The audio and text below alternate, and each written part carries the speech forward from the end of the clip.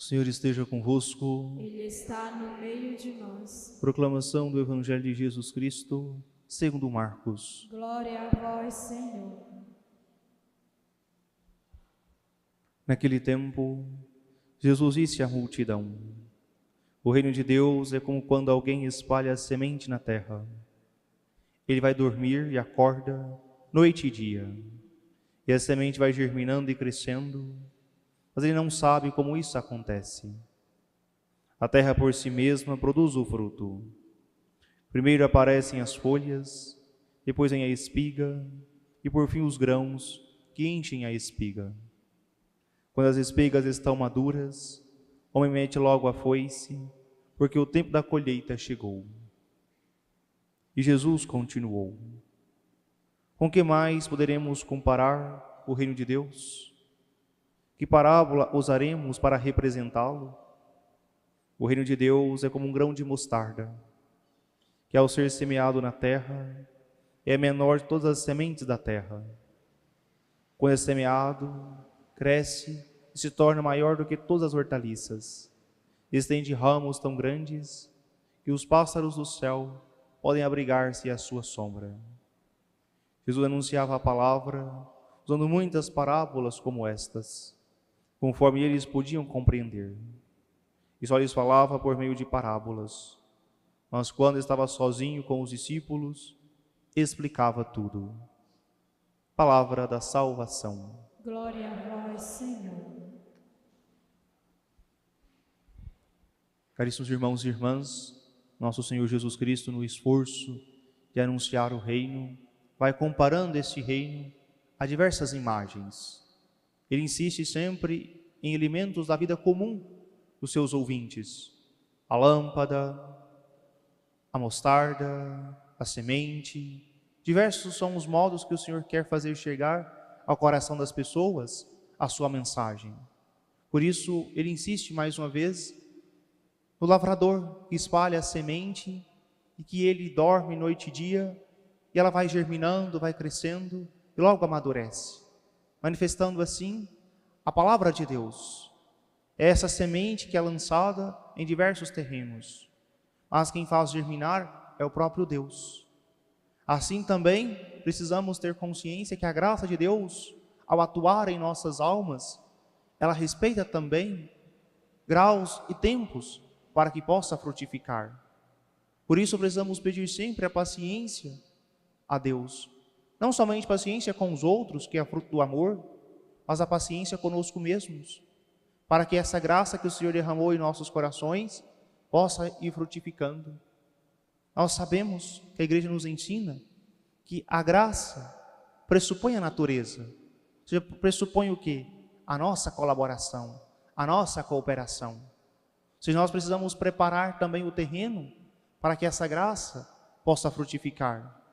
Requer de nós esforços para que virtuosamente nós possamos cultivar essa graça. Chamamos graça de estado. Se você recebeu de Deus uma vocação, então você recebeu também a graça para cumprir bem esta missão. Por isso precisa também se esforçar, não ser amadores na vida espiritual. Eu rezo quando dá certo. Não, eu preciso do quê? De uma disciplina na oração, para que de fato essa graça possa germinar, a graça da oração obtenha frutos. Se eu tenho a dificuldade de ser constante na minha vida, a graça que Deus me dá é da constância, da perseverança, da fidelidade. Portanto, eu preciso esforçar ao máximo para ser fiel às orações, ser fiel aos meus propósitos. Muitas vezes nós começamos 1000 coisas e não concluímos nenhuma. Por isso a graça da fidelidade, da perseverança final, de concluir bem todas as coisas. Por isso precisamos pedir: Senhor, além da graça, me ensine a ser esforçado o suficiente para que nós possamos trabalhar juntos. Graça de Deus e esforço humano são duas realidades primordiais em nossa vida. E muitas vezes encontramos pessoas preguiçosas, que querem tudo colocar na conta de Deus. Deus está cuidando, Deus está zelando. Sim, Ele está, mas Ele também quer a sua colaboração, Ele quer também a sua contrapartida. E muitas vezes encontramos pessoas que não se esforçam com nada. Tem filhos difíceis, que não trabalham, que não esforçam, que não rezam. Ah, Deus está cuidando. Mas você não incentiva. Você não reza, você não vai à igreja, você não dá exemplo. Como que somente Deus? Muitas vezes nós queremos esquivar da nossa parte. Ah, lá na minha casa o casamento está difícil, mas Deus está cuidando. Mas você é uma esposa que não faz a sua parte, que só reclama, que enche o saco. Você é um esposo que nunca está em casa, nunca é presente, nunca corrige os filhos. Como que somente Deus vai fazer as coisas? E nós esquecemos a nossa parte. Nem esquecemos, nós nos esquivamos de fazer a nossa parte. Por isso é importante que nós tenhamos consciência. Sim, Deus atua nos corações, transforma as almas, mas naqueles que correspondem à sua graça, à sua inspiração.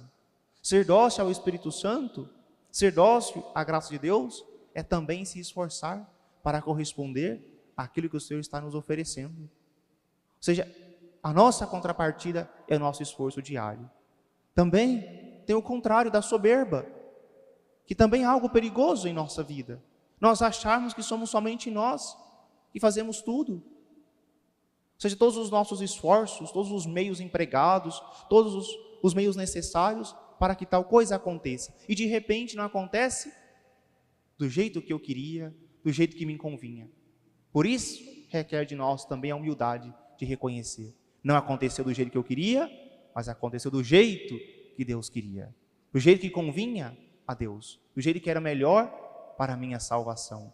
É importante também nós não sermos soberbos de achar que somos nós que controlamos tudo, que tudo está sob o nosso querer e o nosso poder. Mas a graça de Deus é isso, Ele atuando, nos ensinando, nos conduzindo.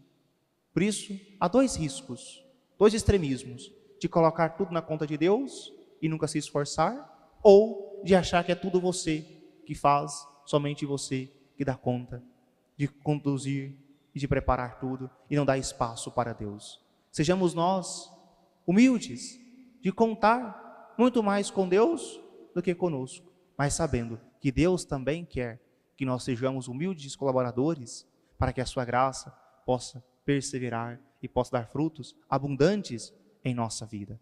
Por isso, um segundo modo que o Senhor compara o reino dos céus é com a semente pequena, um grão de mostarda, mas ao germinar se torna uma árvore frondosa. São João Crisóstomo, ao comentar esse texto, diz que esse pequeno grão de mostarda remete à encarnação de Cristo. Sendo Deus, se humilhou e viveu em toda a condição humana, menos o pecado. Morreu e ressuscitou e nos deu a graça de habitarmos o céu. Seja essa árvore frondosa, que é a ressurreição do Senhor, que nos leva ao céu. Ele nos ensina, se nós queremos entrar na dinâmica do reino dos céus, precisamos nós nos humilhar, nos rebaixar, sermos pequenos, pobres de espírito, confiar mais em Deus do que em nós. Nós tenhamos essa certeza a cada instante em nossa vida. Eu preciso contar mais com a graça de Deus do que com somente os meus esforços. Mas isso não me exime de me empenhar cada vez mais em corresponder às inspirações do Espírito Santo. Essa humildade de querer sempre ser um colaborador na vinha do Senhor. Que nós possamos pedir ao Senhor, que possamos corresponder à sua graça. E sejamos nós também essa árvore frondosa de virtudes, que o Senhor possa vir e colher em nossa vida tantas virtudes, bondade, justiça, temperança, moderação, que tudo isso nós possamos oferecer ao Senhor e também aos irmãos e irmãs. Queremos ser uma árvore frondosa, significa o quê? Pequenos atos de amor ao próximo, atos de amor a Deus. Quantas vezes passamos o dia inteiro, trabalhamos, corremos para lá e para cá atrás de nossas coisas e nem sequer lembramos de Deus. Um ato virtuoso, um ato de amor ao Senhor, lembrar de Deus. Pequenas jaculatórias, pequenas orações lançadas a Deus, são como flechas ao coração de Deus. No meio dos seus trabalhos, dos seus cansaços, quantas vezes estamos procurando a solução de um problema e não conseguimos, começamos a rezar. Jesus, manso de coração, fazei o meu coração semelhante ao vosso. Remete o nosso coração a Deus. Muitas vezes estamos impacientes, Senhor, tem misericórdia de mim, que sou pecador. Depois, torna-me, Senhor Santo, ainda que seja pauladas, dizia São José Maria Escrivá. São orações que precisamos ter, ainda que pequenas, mas que remetem o nosso coração a Deus. Jaculatórias, flechas lançadas ao coração de Deus, para que também possamos manifestar esses atos de amor àquelas pessoas com as quais convivemos. Precisamos dessa dinâmica, amor a Deus e amor ao próximo. Duas coisas imprescindíveis para que nós possamos, de fato, corresponder a esta graça e essa semente possa ir germinando em nossos corações. E por fim, o Santo Evangelho conclui dizendo, e só lhes falava por meio de parábolas, mas quando estava sozinho com os discípulos, explicava tudo. São Marcos distingue duas coisas, Jesus com a multidão e Jesus com os discípulos. A multidão, havia pessoas que ouviram falar de Jesus, outras que por curiosidade foram escutá-lo, e muitos que por curiosidade foram até Jesus, escutar uma e outra vez, e depois se tornaram discípulos. De fato, começaram a seguir o Senhor. Aqui tem algo a nos ensinar. Muitas vezes pode acontecer que nós nos aproximemos do Senhor por curiosidade. Quem é Jesus? Começo a ler o Santo Evangelho, folhear a Bíblia, e aquilo vai falando ao meu coração. Vai crescendo ali, pouco a pouco, a amizade. E de repente, nos vemos discípulos do Senhor. Mas o discípulo tem algo a mais, uma intimidade maior com o Senhor. Porque o Senhor vai aprofundando a amizade conosco, vai nos ensinando pouco a pouco o modo como Ele quer ser amado, quer ser servido. Sejamos nós, de fato, discípulos do Senhor, que queiramos sempre estar aos seus pés para aprender, a amar, a perdoar, a compreender. Que nós possamos, de fato, ser discípulos e queira aprofundar na amizade com Deus, na visita ao Santíssimo Sacramento, na adoração silenciosa e as orações profundas com o Senhor, onde nós escutamos Ele que fala ao nosso coração. Ele quer dar-nos os mistérios do seu reino, Ele quer revelar a nós a sua santa vontade. Mas para que isso aconteça, precisamos estar com o coração aberto, um coração disposto para ouvir os ensinamentos do Senhor, para sermos formados por Ele. E chegará um tempo que nós iremos perceber que essa palavra também é dura, que é exigente, que o Senhor irá perguntar a cada um de nós. E também vós quereis ir embora? Como Ele perguntou aos discípulos. E na fé nós iremos responder como Pedro. A quem iremos, Senhor? Só Tu tens palavras de vida eterna. Porque nós encontramos o tesouro do nosso coração. Nós temos a certeza que a melhor coisa que nos aconteceu nesta vida foi ter encontrado o Senhor. Por isso, a maior alegria nossa é ser discípulo. É seguir o Mestre onde quer que Ele vá. Ainda que nos leve por caminhos difíceis, íngremes, nós temos a certeza que nós iremos contemplar a mais bela visão, que é o céu.